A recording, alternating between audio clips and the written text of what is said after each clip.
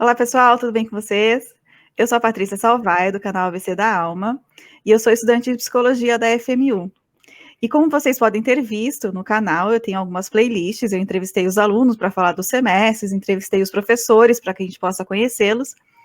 E agora eu vou começar uma nova playlist, que é uma playlist que eu quero responder perguntas pessoais, né? Então, eu quero saber por que alguns psicólogos escolhem Jung, porque a psicologia analítica é a abordagem que eu gostaria de me especializar. Então, eu queria apresentar para vocês um professor muito querido meu, que é o professor Walter Gimenez de Matos. Muito obrigada, Walter, por ter topado. Prazer meu. Isso, por estar aqui. E eu gostaria que você se apresentasse. Bom, meu nome é Walter, como você falou, né? Eu sou psicólogo clínico. Pela minha aparência, né, dá para saber que eu sou psicólogo clínico há bastante tempo. Dentro da minha formação, aconteceu de eu me interessar por abordagens não diretivas. Quando eu estudei psicologia, eu já sabia que eu queria psicologia clínica. Né? Eu trabalhei durante bastante tempo dentro de empresas, né? Mas em algum momento eu sabia que o consultório era, né, a minha real vocação, e fiz uma especialização na Unifesp, né? Característica minha de personalidade, talvez, eu tenho um pouco, né, o que a gente chama em psicologia analítica de função-pensamento, né, bastante forte. Então, foi uma experiência muito gratificante para mim fazer especialização na Unifesp, numa escola de medicina. Você entra em contato com muitos profissionais de outras áreas, entra em contato com neurociências, com uma coisa um pouco mais objetiva, digamos assim, né? De como funciona o sistema nervoso central, que é a base do psiquismo. E nessa especialização, acabei me especializando em dependência química, né? Trabalhei por bastante tempo com dependências químicas, depois me especializei dentro das dependências, em dependências não químicas ou comportamentais, que é jogo, sexo, compra e internet. Fui membro da equipe fixa de um ambulatório da Unifesp, o PROAD, Programa de Orientação e Atendimento a Dependências, durante bastante tempo. Saí de lá em 2016, né, para me dedicar só ao consultório. E acho que, como todo psicólogo, né, sempre gostei de estudar. Acho que eu normalmente falo para os alunos que isso é um pré-requisito, né? Se você não tiver eros, se você não tiver tesão em estudar, dificilmente você se estabelece como psicólogo, principalmente como psicólogo clínico.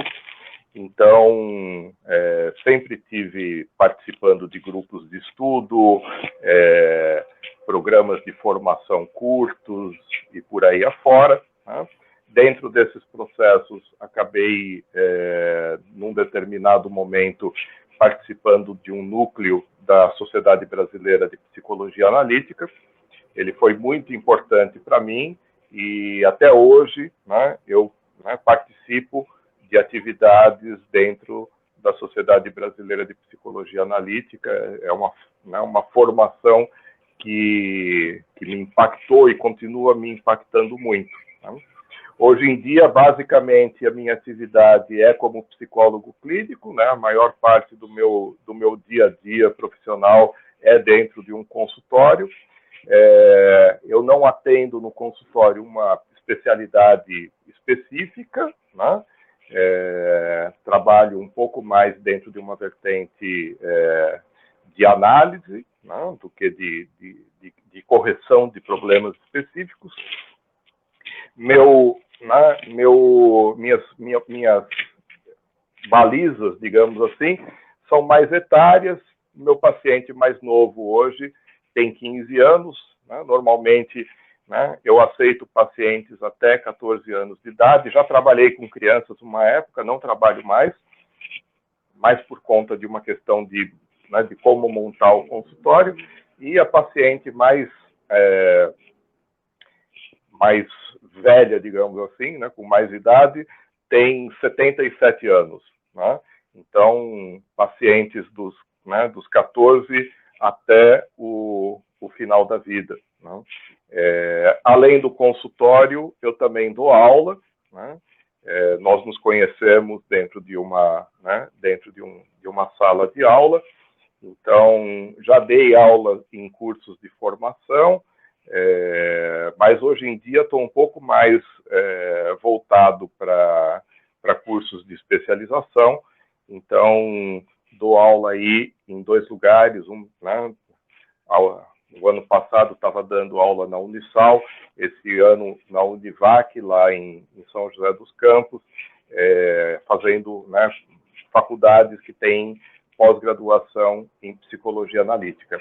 Às vezes me convidam para dar aula em cursos específicos de psicanálise, e é isso. Acho que a minha apresentação basicamente é essa. Legal. Em que momento da sua vida você conheceu Jung? Olha, eu não saberia dizer, não? Porque no meu registro de memória, a primeira vez que alguém falou comigo a respeito de Jung, eu já conhecia Jung. Então, eu já conhecia o nome Jung, né? Eu já conhecia de alguma maneira, né? Já fazia parte do meu repertório. Né? Mas eu não tinha muita consciência. Provavelmente era um personagem, né? Da mesma forma que alguém se pergunta, né, quando foi que você ouviu falar de Heidegger pela primeira vez? Você fala, né? Quando foi que você ouviu falar dos Beatles pela primeira vez? Eu não sei. Né? Eu sei que já fazia parte, de alguma forma, do meu repertório, mas como uma dessas figuras. Né? Como, né, acho que talvez, né, eu dei exemplo aí de algumas eminências, né? Então era mais ou menos isso. Eu não tinha muita profundidade. Mas teve uma época que eu fazia inglês no Instituto Berlitz, e a minha professora de inglês, que depois virou uma grande amiga minha, inclusive, tinha feito na Irlanda uma especialização em psicologia analítica, né? E ela, né, ela nem era psicóloga, né? Ela era... O que ela era? A formação dela era fono, né? Era fonoaudióloga, né? Mas acabou meio que enveredando para psicologia, né? E fez uma especialização em psicologia analítica lá na Irlanda. E, né, eu lembro das conversas dela me falando de Jung, de algumas coisas, e eu achava que sabia, né, aqueles rudimentos, né, a gente sempre, Jung, né, consciente coletivo, sei, né, arquétipo, né, mas na verdade não sabia nada, não. E depois disso, né, foram começando a aparecer mais elementos que fizeram com que o Jung, né, e os jungianos e a psicologia analítica em geral aparecessem na minha frente. Então, eu acho que a gente também tem que pensar esses processos não como escolhas, né, totalmente determinadas, né, mas como frutos de um caminho que a gente vai seguindo sem se dar muita conta. Né? Claro que nesse caminho você acaba, né, tendo algumas coisas que te fazem sentido, né, e outras que não fazem sentido. Né? Mas entre as várias coisas que fazem sentido, parece que, né, algumas aparecem de novo e de novo e de novo. Então, na minha escola, na minha faculdade de psicologia, uma das melhores professoras, né, que normalmente acontece isso nas faculdades, uma daquelas 2 professoras que eram sempre convidadas para ser paraninfo da turma, né, que o pessoal gostava, era uma analista junguiana, né? Era uma professora excelente, todos adoravam ela, então isso já fez também com que o meu interesse aumentasse. Eu fiz amizade com algumas pessoas que conheciam um pouco mais de psicologia analítica e que já queriam ser, né, psicólogos de orientação junguiana. Quando eu fui fazer a minha especialização na Unifesp, eu acabei caindo dentro de um ambulatório, que era um ambulatório bem eclético, né? Tinha gente de todas as abordagens, mas algumas das principais figuras eram, né, ligadas à SBPA, ou, né, já tinham sido membros da SBPA, o que também, né, facilitou no sentido de articular ideias da psicologia analítica. E aí chega um ponto que você começa a navegar meio que dentro de né, como um grande rio que vai se derivando, né, em braços, né, e aí você começa a navegar dentro de águas que são mais ou menos, né, similares, você começa a ter encontros, né? Então, num desses encontros, né, uma vez eu recebi um e-mail marketing da Sociedade Brasileira de Psicologia Analítica, que propunha um núcleo de integração psicologia analítica, psiquiatria e neurociências. Liguei, me inscrevi, né? Então, né, é um processo que vai... É muito mais, né, como normalmente junguianos falam, o Jung que nos escolheu do que a gente que escolheu ele. Certo, eu concordo plenamente. E aí você entende, então, que quando você fez esse curso, te deu um estalo e você falou, eu quero psicologia analítica ou não? Como eu disse para você, né, tem algumas coisas que ressoam mais na psique, né? Uma das coisas que sempre foi bastante forte para mim é que eu não escolheria uma abordagem diretiva, né? Também na formação, né, eu gostava muito de psicanálise, né? Acho que tem muito isso na psicologia, né? Até porque a gente, aqui no Brasil, pelo menos, né, a gente é muito apresentado à psicologia através da psicanálise. Então, eu gostava muito da psicanálise, mas não gostava da psicanálise freudiana, gostava da psicanálise winnicottiana, né? E que é, né, justamente uma abordagem que se assemelha à psicologia analítica. Tem uma frase do Winnicott que diz que a resposta está dentro do paciente, né? O que eu posso fazer é ajudá-lo a encontrar a resposta que já está dentro dele, né? Esse corolário também é muito presente dentro da psicologia analítica, né? O Jung, um dos conceitos fundamentais é o processo de individuação, né? O processo de individuação é um processo de diferenciação, né? Então, uma ideia, né, de que cada ser humano, de alguma maneira, trilha um caminho que faz com que ele seja singular, né? O caminho é singular e o ser humano é singular, né? Essa singularidade e essa ideia de que eu não posso dar a resposta para o outro, né, que a minha grande função é ajudar o outro a encontrar as respostas, elas já estavam presentes lá atrás.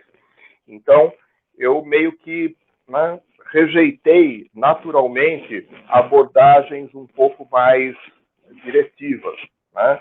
Abordagens mais manualizadas, né? Olha, se a pessoa fizer isso, você faz assim, assim, assim, né? E aí você conserta, né? Quer dizer, você, né, a coloca dentro de um determinado padrão. É lógico que a gente não pode né, ser ingênuo, né, a ponto de pensar que muitas vezes a gente vai ser procurado por pessoas que estão sofrendo porque esse caminho que elas, né, tomaram levou elas a uma situação limite, né, e que talvez alguma coisa precise ser feita, né? Há um sofrimento, há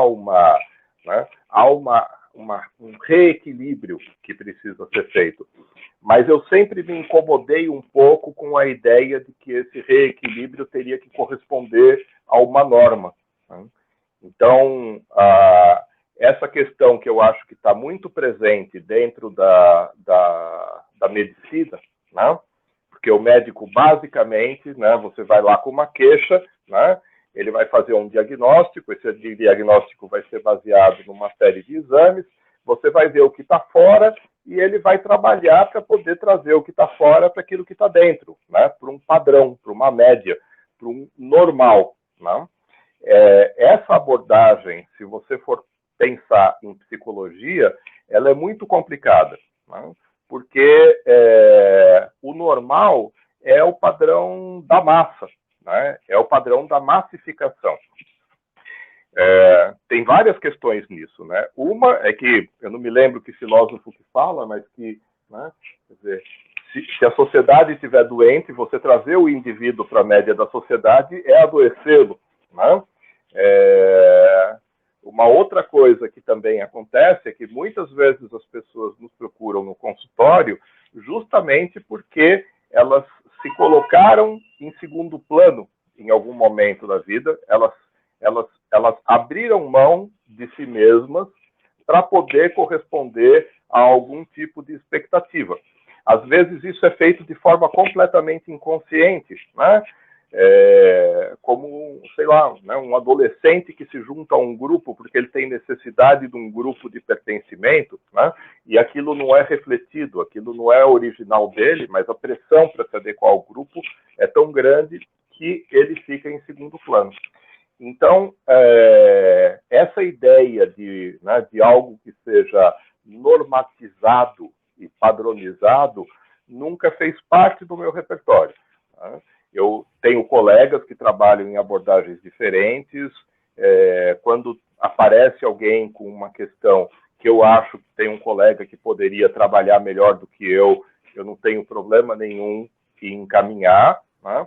Mas eu também entendo que você não consegue ser psicólogo clínico se você não conseguir fazer algo que seja profundamente verdadeiro para você. Então, a ideia da abordagem A, B e C, se ela é melhor ou se ela é pior, eu acho que é um grande desperdício, acho que é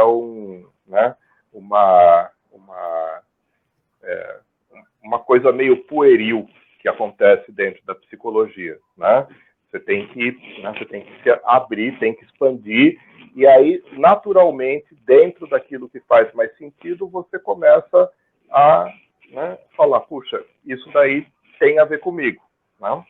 E isso daí tem a ver comigo, você vai naturalmente entrando dentro de um caminho, e quando você se vê, você está se dizendo, bom, eu sou psicólogo de orientação junguiana, por exemplo, né? Ou eu sou winnicottiano, né? Você acaba se apropriando dessa denominação, né? Essa denominação também acaba fazendo com que você entre um caminho, às vezes, difícil de poder retornar, né? Porque a psicologia é uma área de produção permanente, então, né, por mais que a gente esteja estudando um autor, né, o Jung, na semana passada, né, dia 26, se eu não me engano, ele fez aniversário de 145 anos, né? Então, né, tirando os anos de infância e adolescência, né, a gente tem aí uma teoria que começou a ser construída há 125 anos, mais ou menos, né? Mas ao longo desses 120 anos, muita coisa foi produzida. Então você começa a ser cercado, digamos assim, né, de materiais que têm a ver com aquilo que você escolheu, entre aspas, né? Então você começa a entrar em contato com pensamentos de neo-jungianos, com ramificações dentro da teoria que você acabou assimilando, né? E às vezes você fala assim, puxa, e aquele teórico? Você fala, bom, aquele outro teórico eu vi um pouco na faculdade, conheço rudimentos, mas não mais do que isso, porque a vida é curta. Então, né, para você dizer que você conhece um teórico, né, é um trabalho de toda uma vida.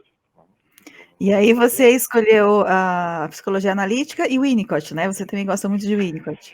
O Winnicott foi muito forte na minha formação, né? Eu tive contato com uma pessoa que eu acho brilhante, o professor Gilberto Safra. Gilberto, né, não sei se ele ainda é professor da USP, né, mas ele, enfim, né, acho que ele é considerado uma das maiores autoridades em Winnicott no mundo. Ele tem uma visão meio peculiar, né, do Winnicott, mas de qualquer forma, né, ele foi muito importante na minha formação, né? Alguns cursos que eu fiz com ele foram muito significativos, e o Winnicott faz muito sentido para mim, né? Então, em alguns momentos eu me permito, inclusive, dar aulas, falar um pouco de Winnicott. Você acaba também, né, percebendo algumas interlocuções, né, porque para você estudar o Winnicott, você tem que estudar um pouco de Melanie Klein. Né? Para você estudar Melanie Klein, você tem que estudar um pouco de Freud. Então, né, essas coisas vão se intercalando. Né? Uma questão que é muito forte dentro da nossa área hoje em dia é justamente a nomenclatura. Né? Porque todos esses, né, pós-freudianos, digamos assim, dentro da psicanálise, né, Klein, Winnicott, Bion, Lacan, né, continuaram se dizendo psicanalistas. Né, e eu costumo dizer que eles se dizem psicanalistas porque eles romperam com Freud numa época que Freud ou não estava mais vivo ou não estava com saúde suficiente para brigar com eles. Não? Como ele brigou com o Jung, né? Como foi a briga dele com o Jung, né? Então, o Jung foi, né, na verdade, o primeiro grande dissenso. Né? Talvez o Adler tenha sido o primeiro grande dissenso, o Jung tenha sido o segundo, mas, de qualquer forma, né, a ideia do que é psicanálise, psicologia analítica, né, coisas tão distintas como uma psicanálise clássica freudiana, de uma psicanálise winnicottiana ou kleiniana, que está focada nas relações objetais, né, tem uma maneira completamente diferente de olhar o ser humano e de trabalhar o ser humano. Também acontece isso, né, com o Jung.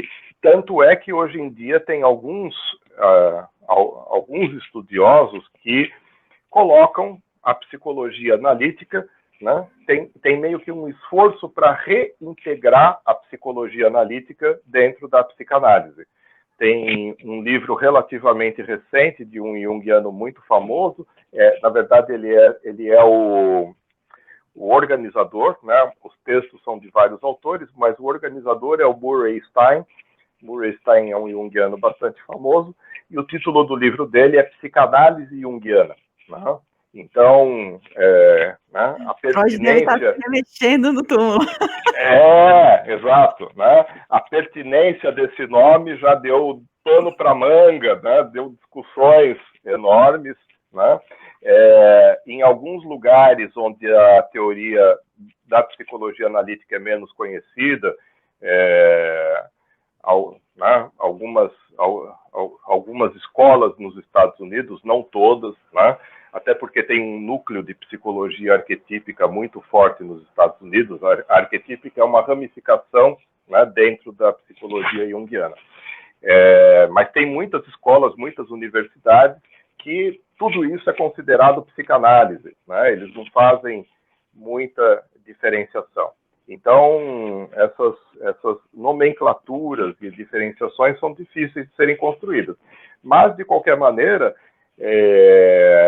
o Winnicott fez muito sentido para mim, né, por conta dessas similaridades que eu coloquei para você, né, da ideia de uma abordagem não diretiva, de uma abordagem centrada na potência do indivíduo, mas em algum momento a psicologia analítica, o legado do Jung, né, falou mais forte. Né?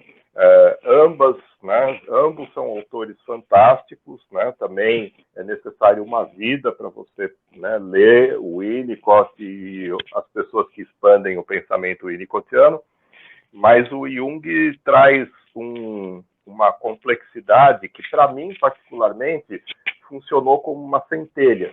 Né? Muitas vezes, lendo Jung ou junguianos, ou tendo aula a respeito disso, eu tive aquela sensação, sabe a sensação que a tua mente dá um estralo e alguma coisa se abre, né? Os circuitos de dopamina falam, caramba, né? Isso é gostoso, né? Isso me traz um jeito diferente de olhar o mundo. Então, né, naturalmente, isso foi fazendo mais sentido para mim e eu fui mergulhando mais no campo junguiano. O Winnicott continua sendo uma ferramenta auxiliar super poderosa, mas eu não posso me dizer um winnicottiano. E entre os pós-junguianos, quem que você mais lê, você mais gosta? Olha, nesse aspecto, eu também tive algumas experiências bastante interessantes, porque tem muita gente, né, pós-Jung que escreveu, que expandiu, e que eventualmente a gente até indica, né, como leitura para quem está querendo se interessar. Muitas vezes ler o Jung é complicado, né? Ele é um pouco hiperbólico, né? É diferente de ler Freud, por exemplo, né? Freud é mais, né? Freud tem uma qualidade muito interessante. Ele é retilíneo, mas ele é literário. Né? Então, você lê Freud é como se você estivesse lendo um romance. Né? Um romance que é linear, mas ainda assim é um romance. Né? Era um estilo de escrita que aqueles teóricos tinham, que era um pouco isso. O Jung, né, também faz isso, muitas vezes ele vai para um linguajar um pouco mais poético, mas a escrita dele é um pouco hiperbólica. Então ele está num lugar e de repente você vai lendo, quando você vê, você fala assim, putz, me perdi completamente, aí você chega num ponto que conecta com aquilo lá atrás, aí você tem que voltar a ler de novo. Né? Então, tem alguns autores... Você falando isso, porque eu achava que eu falava, gente, eu não entendo nada do que eu estou lendo. Não.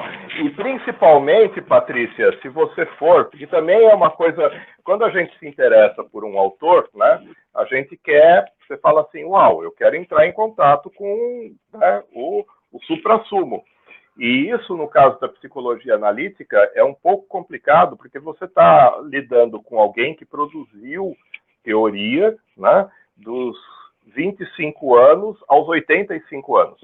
Né? E você lê o Jung da década de 20, de 30, é completamente diferente de você ler o Jung da década de 50. Né? Os últimos livros, né, que são frutos de uma fase que o pensamento do Jung ainda estava muito, muito intenso, muito profícuo, Aion e Mysterium Connectionis, são muito densos, são muito herméticos. Então, uma pessoa que começa por ali, normalmente acaba desistindo, porque, né, você precisa de uma base. Né?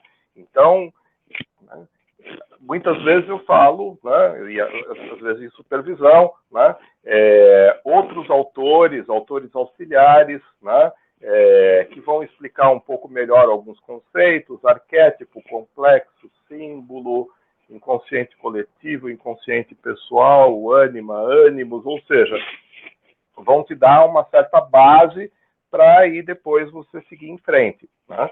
A Marie-Louise von Franz, que foi uma colaboradora muito importante do Jung, é alguém que dá para você ler né, com prazer. Né? A Nise da Silveira, né, a nossa, né, um patrimônio, né, brasileiro, né? É alguém que dá para você ler também com muito prazer, né? Para ajudar a se apropriar um pouco da psicologia analítica. Tem alguns autores que às vezes são até mais herméticos que o Jung, são importantes, mas também são bastante herméticos. Um desses é o Erich Neumann, é um autor que você acaba, né, obrigatoriamente dentro dessa área se defrontando com ele, mas, né, ele é difícil de gestão, tem que se esforçar um bocado. E tem vários outros. E depois, né, você começa a ter uma bifurcação, né, digamos assim, que inclusive foi teorizada pelo próprio Murray Stein, né, onde ele diz que a psicologia analítica ela se fragmenta em 3 vertentes, né, a clássica, a desenvolvimentista e a arquetípica. Né? E na clássica estaria o Jung e esses colaboradores mais próximos, né? Os colaboradores que de alguma maneira estão presentes naquele livro O Homem e seus Símbolos, né? Cada um dos autores de cada capítulo daquele livro era um colaborador próximo do Jung. O James Hillman, que é um autor que tem uma capacidade fantástica de construir perspectivas, né? De fazer com que aquilo que você achava que você tinha entendido, você não entendeu, e é uma outra coisa, né? O Hillman é um autor que te vira de cabeça para baixo, né? Para não dizer de fora para dentro, que de certa maneira constrói, né, toda uma corrente, digamos assim, né, de estudo que é chamada de psicologia arquetípica, né? Tem, como eu falei, tem um núcleo nos Estados Unidos, né, na Pacifica Graduate Institute, né, lá na Califórnia, que é um grande centro de produção e de pesquisa dentro da psicologia analítica nessa abordagem arquetípica. Mas o Hillman tem algumas questões, ele próprio, né, ele não costuma dizer que a psicologia, não costumava, né, ele faleceu já há alguns anos, ele não costumava dizer que a abordagem dele era uma nova abordagem teórica em si. Né? E, de fato, ler Hillman é muito interessante, inclusive para você redescobrir o Jung, porque tem algumas coisas que você lê e você fala, uau, isso daqui é inovador. E depois você vai ver e já estava no Jung. Né? Então, eu entendo o Hillman como uma ferramenta fantástica para você poder reencontrar o Jung, encontrar o Jung dentro de uma outra perspectiva. Mas, de qualquer forma, né, o Hillman acho que é um neo-jungiano, talvez um dos mais populares, né, que a gente conhece. Outros autores da psicologia arquetípica, Patricia Berry, um autor particularmente, Wolfgang Gigerich, que está vivo, inclusive, está com 88, 89 anos e está produzindo, acabou de sair um livro novo dele, é um expoente dentro dessa área também. E uma outra abordagem, né, que o pessoal costuma chamar de a linha junguiana inglesa, né, onde o principal autor é um cara chamado Michael Fordham. O Fordham tem um livro seminal chamado A Criança como Indivíduo. Então, ele se apropria, né, da psicologia analítica e faz uma tarefa que o próprio Jung não fez. O Jung estava muito interessado em processos de segunda metade da vida, né, daquilo que se chama de pós-metanoia, ele estava, inclusive, quando ele coloca o processo de individuação, ele coloca o processo de individuação dentro dessa perspectiva, né?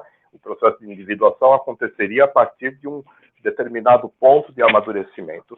E o Fordham vai construir, né, uma abordagem dentro da psicologia analítica, onde, né, ele vai falar que a individuação acontece desde o primeiro momento da vida, né, do indivíduo, né, por isso o título do livro, A Criança como Indivíduo. E essa linha cresce muito dentro principalmente na Inglaterra, né, e ela é chamada de linha desenvolvimentista. Como ela lida muito com processos de desenvolvimento, né, o estudo de crianças principalmente, ela tem muitas articulações com a psicanálise das relações objetais. Então, há uma interlocução muito forte com Klein, com Winnicott, com neurociências, né, principalmente áreas da neurociência que estudam os processos maturacionais, e essa é fundamentalmente a linha que eu estou seguindo hoje, né? Então, quando alguém me pergunta, eu falo, olha, eu sou um psicólogo de orientação junguiana desenvolvimentista, né? Dentro dessa linha junguiana desenvolvimentista, tem vários autores, né, que a gente lê, nomes recentes, nomes atuais, que estão construindo e por aí afora.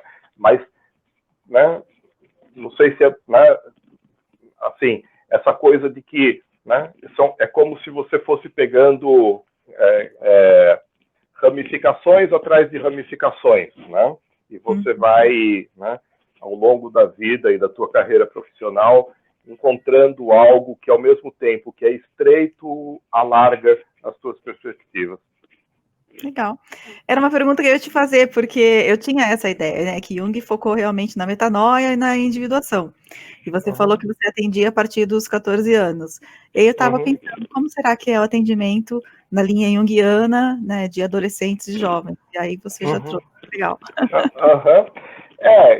Um dos grupos que eu participo na SBPA é um núcleo de estudo sobre desenvolvimento humano, e praticamente todos os colegas, ou as colegas, somos só eu e mais um homem, o resto é tudo mulher, né? A maioria são as colegas, né?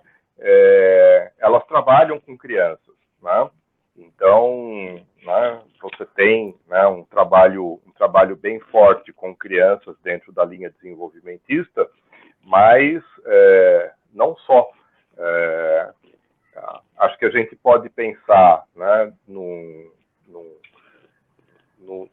ser humano como, né, uma trajetória, né? E, aliás, essa é uma metáfora que também se encontra com uma certa frequência. Do mesmo jeito que, às vezes, você tem, quando você vê alguma coisa a respeito daquela história dos chakras, sabe? Que vai do vermelho até o violeta, né? Que são os espectros do arco-íris, né? Se costuma dizer que os desenvolvimentistas estão um pouco mais na base, estão um pouco mais, né, na parte do espectro vermelho, né? Enquanto que os clássicos e os, né, estão um pouco mais na parte lá do azul, né, na parte final. Os arquetípicos talvez estejam perdidos no meio de tudo isso, né? Mas de uma maneira ou de outra, é como se você, na medida em que fizesse algumas escolhas, essas escolhas é como se você colocasse uma lente, né? Como se o objeto fosse grande demais para ser visto por inteiro, e aí você coloca uma lente e você vê um pouco melhor um aspecto, e os outros continuam dentro do teu campo de vista, mas estão um pouco mais nublados. Então, a linha desenvolvimentista, né, ela ajuda muito a ver processos maturacionais, processos eventualmente disfuncionais na criança, no adolescente, mas ela também, né, vai ver a idade adulta através dessa perspectiva. Uma ideia de que, enquanto você está vivo, você tem uma tarefa de maturação, né? Que o processo de aprendizado, digamos assim, nunca termina. Legal. Bom, eu ficaria horas conversando com você, você sabe disso. Mas eu acho que essa primeira entrevista a gente vai terminar aqui, porque eu acho que já trouxe muita coisa para pensar. Né? Já aprendi mais coisas do que eu já tinha tido no passado. Eu tenho mais uma lista de livros que eu quero ler. Eu já li uma, e realmente essa sensação que você passou, falou, nossa, então eu não entendi nada, ele está explicando de um outro jeito. Enfim, acho que é um caminho longo, né? Como você está fazendo aí uma playlist, né, para pessoas que estão interessadas. Uma coisa que talvez valha a pena é lembrar, né, que a emoção, né, a erotização em direção ao processo de aprendizado, ela é fundamental. Mas como diz o Jung, tudo tem a sua sombra, né? Então, a sombra desse eros de querer se apropriar de um conhecimento, de uma teoria, é você querer fazer muito de uma vez só. E não dá para fazer isso, né? Você tem que se conscientizar de que é um processo de conhecimento contínuo, de crescimento. Às vezes é uma coisa um pouco, né, até que deixa a gente perplexo, porque várias vezes eu me peguei falando assim, nossa, né, isso que eu estou aprendendo agora, eu não conhecia, e isso é tão importante, então como é que eu estava trabalhando há 2 anos atrás, antes de conhecer isso? Eu achava que conhecia e não conhecia, não? Essa angústia, esse desejo por conhecimento tem que ser modulado, você tem que ir com calma, né, saber que... Né, e uma coisa que, né, no dia do 145º aniversário do Jung, um colega circulou uma carta, né, que ele escreveu para uma pessoa que tinha feito uma pergunta para ele, onde o Jung fala que você tem que dar, né, um passo após o outro em direção àquilo que é mais urgente e mais necessário, né? Então, a gente vive uma época de muita ansiedade, né, a mente se projeta com muita facilidade no futuro, e isso pode ser um fator confusional para quem estuda psicologia, né? Então, assim, vai devagar, né, uma coisa após a outra, né, deixa que o caminho forme o caminhante, e não fica impregnado demais com ansiedade, né? As leituras vão aparecendo, as coisas vão acontecendo, e dentro disso se dá aquilo que a gente chama de processo de individuação do analista, né? Que faz com que cada um de nós, né, seja único na sua prática, né? Essa pergunta também aparece em alguns fóruns às vezes, né? O que distingue um analista junguiano de um outro? A gente não sabe responder, né? Ele trabalha com inconsciente coletivo. Talvez seja uma boa resposta, mas ela é muito pequena. Então, permita que, né, a construção do conhecimento te construa com calma. Tá ótimo. Muito obrigada, Walter. E a gente marca uma segunda conversa. Eu que agradeço, foi um prazer conversar com você, espero que eu tenha conseguido passar um pouco o entusiasmo que eu sinto com a área e com a minha escolha, que isso possa, de alguma maneira, contaminar alguém que nos ouve. Tá? Com certeza. Obrigada, Walter. Um beijo. Obrigado. Um beijo, Patrícia.